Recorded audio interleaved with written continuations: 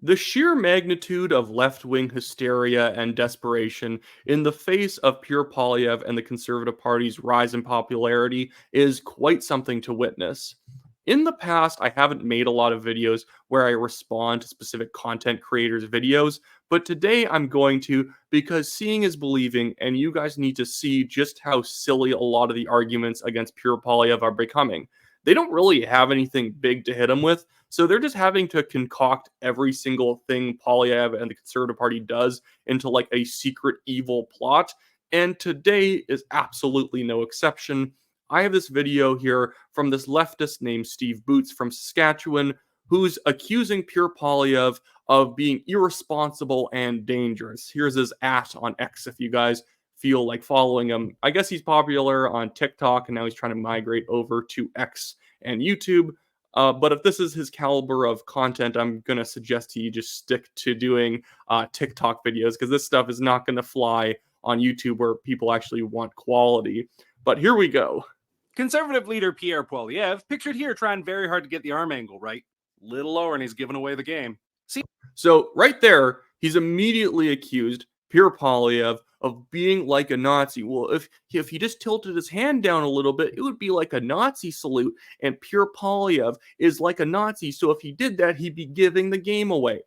I know I'm pausing this pretty early on into this video, but he's immediately going to contradict himself. And you're going to want to remember what he just said right there. I'm going to back it up for when we move into this next part, just so for the context. It's absolutely pathetic that even just this is the way he starts it up. Pierre Poilievre is secretly like a national socialist or whatever. Conservative leader Pierre Poilievre, pictured here trying very hard to get the arm angle right. Little lower and he's giving away the game. Seems to have missed the message about toning down the violent political rhetoric. Even in the aftermath of the attack against Donald Trump, which specifically was a result of people calling Donald Trump a dictator and basically the second coming of Hitler. And what you did literally 3 seconds ago was imply that Pierre Poilievre is a Nazi who is like Hitler. So I'm not sure where Steve Boots is getting off pretending like he can show up here, just, walk on up and say that Pierre Poilievre is a dangerous and irresponsible man with his language. But we're going to get into it. Well, what did Pierre Poilievre and the Conservative Party do that was so irresponsible? He's going to keep using violent language regularly. This is a campaign email that the Conservative Party of Canada sent out. Quote, "Friend, we don't have much time left. We are staring down a crucial deadline. Justin Trudeau and his Liberal NDP coalition are on a war path to censor Canadians, raise taxes, and are unleashing a plague of violent crime in our communities before they get kicked out of office. We need to stop them in their tracks before more damage is done." Okay, so what here, to any of you, maybe some of you weren't paying attention, you can read that on screen right there. Is there any violent language in there, threatening language, irresponsible language in there? There's literally nothing. This is all standard political rhetoric that's been used for decades. It's not like, oh, it's standard in our new violent era of politics where we all use violent language all the time. This is something that you would have seen in, political pamphlets since like the 1880s. I guess he's trying to argue that like words like warpath and referencing violent crime is somehow irresponsible, but maybe he thinks deadline is a threat because the word dead's in there, and that in the last line says damage. And now we're all trying to secretly imply that we should go and beat down the door of wherever Justin Trudeau's staying and beat him to death or whatever. I don't understand what this guy's even trying to get at here. That's a fundraising email. Yes, it's a standard fundraising email. What rock is Steve Boots living under? Like, I know that a lot of blood must not be getting to his brain if he thinks that anything here is violent, irresponsible, dangerous, all the language he's using. Remember at the start of this video, 30 seconds ago in his video, he said, well, actually, Poilievre's basically like a Nazi because if he just tilted his hand down a bit, he'd be giving the game away because he's like Hitler or something. He even referenced, again, the Trump assassination, which I think we've all acknowledged at this point was brought on by foolish language and stupid comparisons between Trump, Hitler, and other dictators, and saying that democracy is going to end. if Trump becomes president again, even though he never became a dictator the first time. But oh, I guess that makes me far right for even pointing out that truth there. But I don't. He legitimately. I thought he was maybe going to move on to like another part of the email where he starts like where Polyev or the Conservative Party says, so now you got to go get your hatchets and guns, and we got to go and end the liberals. What is this? Like they're literally saying in all caps that the liberals are on a warpath.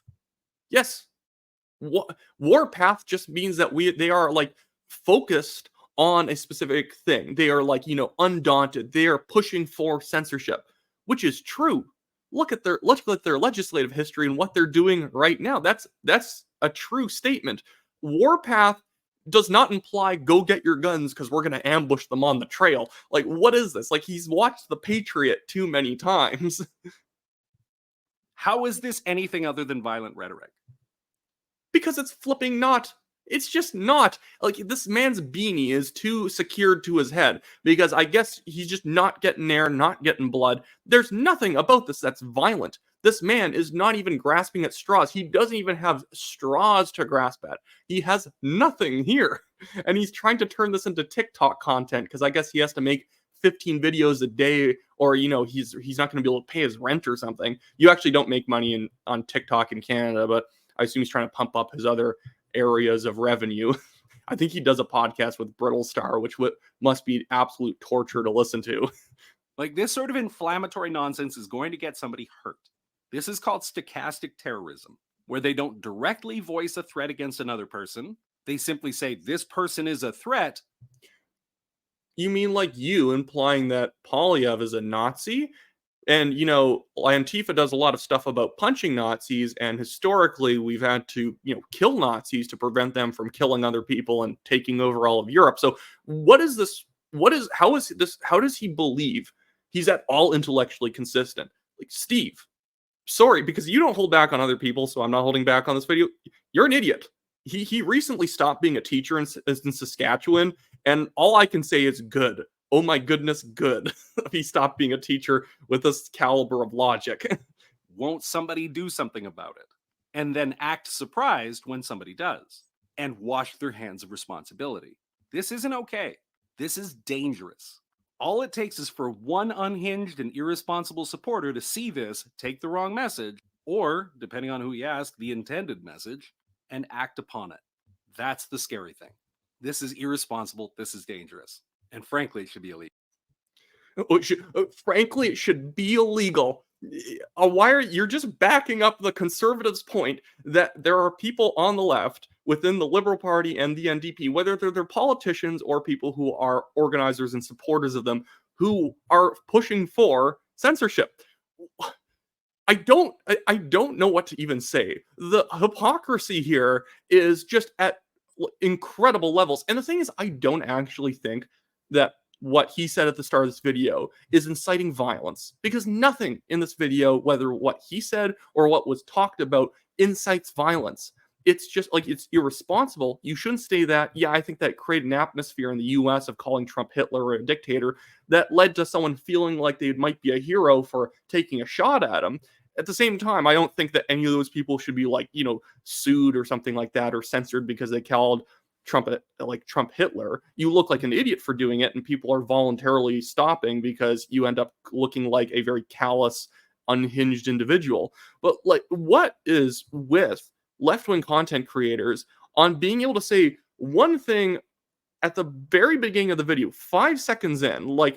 It was mesmerizing that literally the next sentence he says, right after implying that Polyev is a Nazi, is talking about violent rhetoric that incites other people. Conservative leader Pierre Poilievre, pictured here trying very hard to get the arm angle right, little lower and he's given away the game, seems to have missed the message about toning down the violent political rhetoric. Even in the aftermath of the attack against Donald Trump, he's going to keep... It's literally the first 15 seconds. He contradicts himself. He literally he doesn't know the meaning of his own words.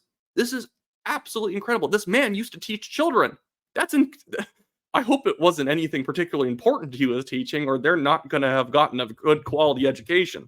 But goodness, Steve, just listen to your own words. You're making a 1.5-minute video. You're editing this. This is an edited piece. It's not like he just recorded the whole thing in a minute and a half like I do. I do all of these without any editing. It's not like he made it a minute and a half video and it was just all ad-libbed and he put it out there and like, oh, we didn't realize he contradicted himself. He has to slowly film each segment one bit at a time because I guess he can't actually get a coherent thought together for more than 10 seconds. So it has to be constant jump cuts. But he knows he's contradicting himself. He brings up I know the word and I'm messing up the pronunciation of it. It's the word he said. It's for some reason I'm like absolutely tongue tied on saying scotastic terrorism. Goodness, it's just very difficult for me to sound out right now. But he brings up the concept of like using violent rhetoric or implications around someone to try and cause harm to them. In the same video, as I keep repeating, where he says that Polyev is a Nazi, effectively, he implies it. He doesn't even barely imply it. He just says that, yeah, he'd be giving away the game, which means that he thinks that that is actually what Polyev is. And if he did that, he'd give away his secret conspiracy to turn Canada into a national socialist regime or something. Anyways, that is the quality of left-wing content in this country. I am going to respond to more Steve videos in the future because, frankly, this stuff is low-hanging fruit. And sometimes the lowest hanging fruit is the most delicious fruit. And so if you guys want me to do more of this, leave a comment. Link me Steve Boots videos. If you ever find a funny one, DM me them on X. And if you want to support the show, you can donate to the legal fund. It's the Give, Send, Go link in the description below.